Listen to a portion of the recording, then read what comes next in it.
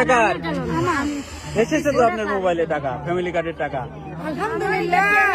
আল্লাহ তুমি জয় বাংলা, জয় বঙ্গবন্ধু।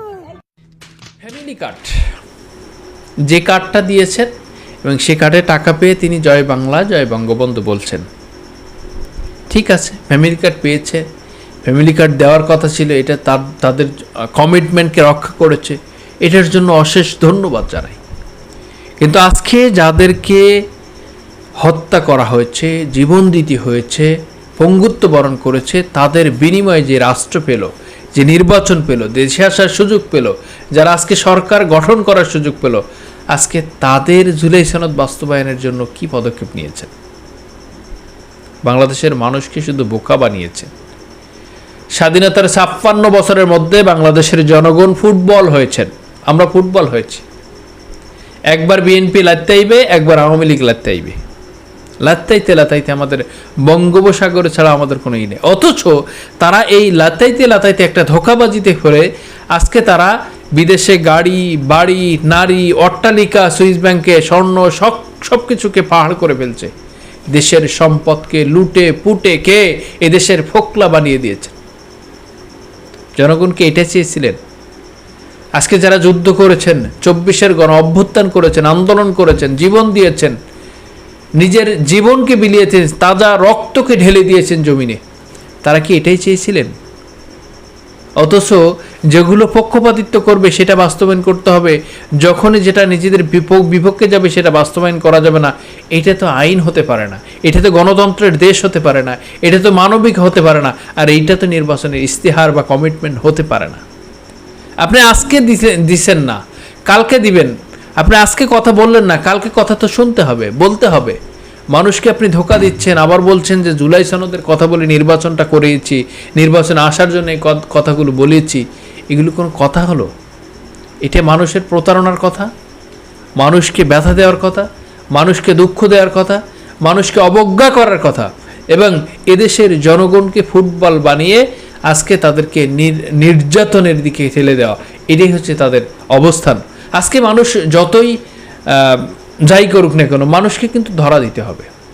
ভোটের রায় ইঞ্জিনিয়ারিং হয়েছেন কি হয়েছেন এটা আমার দেখার বিষয় না, কিন্তু যেটুকু পেয়েছি, যেটুকু হচ্ছে, যা হচ্ছে, এটা তো মানুষকে উপলব্ধি করতে হবে, মানুষকে বুঝতে হবে। এই সরকার এসেছে, দেশে শান্তি আসবে, দেশে অনাবিল সুখ সমৃদ্ধ আসবে, দেশে হতদরিদ্র দূর হবে, দেশে শ্রমিকের মূল্য বাড়বে, এদেশের কল কারখানা বাণিজ্যিক বাড়বে, এদেশের অর্থনৈতিক অবস্থাকে চাঙ্গা হবে।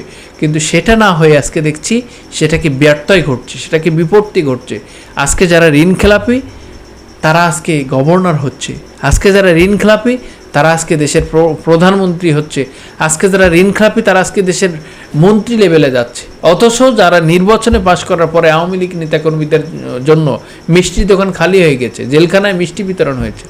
আজকে দেখছি যে বিএনপি নেতা আওয়ামী লীগ নেতাকে জামিন করিয়ে তাকে ফুলের মালা দিচ্ছে, কিন্তু এইটার সিস্টেম কিন্তু আগে ছিল না। আগে আমরা দেখেছি জামাত ইসলামের অনেক নেতাকর্মীদের ধরে নিয়ে যাদেরকে জামিন করানো, বিএনপির ভাইদের জামিন করানোর পরে তাদের জেল গেট থেকে আবার ধরে তাদেরকে আবার নতুন মামলা দিয়ে কারাগারে পাঠাতো। আজকে সেইটার পরিবর্তন হয়েছে। দেশটা পরিবর্তন চেয়েছিলেন কারা? চেয়েছিলেন যারা গণ অভ্যুত্থান করেছেন, বৈষম্য বিরোধী আন্দোলন করেছেন, যারা ছাত্র আন্দোলন, জনতা মাঠে নেমেছিলেন, তারা এটা চেয়েছিলেন যে দেশের পরিবর্তন হোক। কোনটার জন্য? দেশে খুন, গুম, হত্যা, রাহাজানি, সকল কিছু অবিচার, অন্যায়, অবিচার চলছে। এই ইনসাফ প্রতিষ্ঠিত করার জন্য, দেশটাকে মুক্ত করার জন্য, জালিম মুক্ত করার জন্য যারা জীবন দিয়েছেন, তাদের সে জীবন দেয়া, তাদের সে রক্ত দেয়া, তাদের সব কিছুকে আজকে ভেস্তে পাঠিয়েছে, এবং সেটা কবরের মাটি পচে গেছে আর কি। আপনি হিসাব করলে সেটা কবর রচনা হয়েছে। কারণ যে আশা নিয়ে, যে আকাঙ্ক্ষা নিয়ে, যে তামান্না নিয়ে যারা জীবন দিয়েছেন, যারা যুদ্ধ করেছেন, যাদের হাত হারিয়েছেন, পা হারিয়েছেন, চোখ হারিয়েছেন, চিরজীবনের মতন সন্তানকে হারিয়েছেন, ভাইকে হারিয়েছেন, বোনকে হারিয়েছেন, বাবাকে হারিয়েছেন, আজকে তাদের সকল কিছুকে একেবারে মাটির সাথে মিশিয়ে দিয়ে নতুন একটি বাংলাদেশ হয়েছে। যে বাংলাদেশে হচ্ছে ব্যাংক লুটকারি হচ্ছে, যে বাংলাদেশে হচ্ছে আজকে ব্যাংক ট্যাঙ্ক থাকতেছে না, ব্যাংকে টাকা থাকতেছে না, ব্যাংকের গভর্নর হচ্ছে ঋণ খেলাপি, কোটি কোটি টাকা ঋণ খেলাপি, তিনিই হচ্ছে গভর্নর। যে আজকে ব্যাংকের কোটি কোটি টাকার ইনক্লাপি, তারাই হচ্ছে মন্ত্রী। আজকে এই হচ্ছে পরিস্থিতি।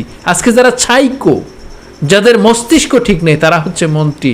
আজকে দেশের 12টা কিভাবে বাজছে আপনার কাছে আজকে আমি আশা করছি আপনার মন্তব্যের মাধ্যমে। কারণ এদেশের স্টাডিংয়ে মানে ড্রাইভিং সিটে যদি ভালো কাউকে না বসাতে পারি, তাহলে আগামীর বাংলাদেশ গন্তব্য কোন দিকে যাচ্ছে, কিভাবে যাচ্ছে, কোন পথে যাচ্ছে, কোন অবস্থায় যাচ্ছে, এই বাংলাদেশের পরিস্থিতি নিয়ে আপনার মতামতটি আমাদের কমেন্ট বক্সে জানিয়ে দেবেন। দেখা হবে আগামী ভিডিওতে। সে পর্যন্ত ভালো থাকুন। আসসালামু আলাইকুম ওয়া রাহমাতুল্লাহি ওয়া বারাকাতুহু।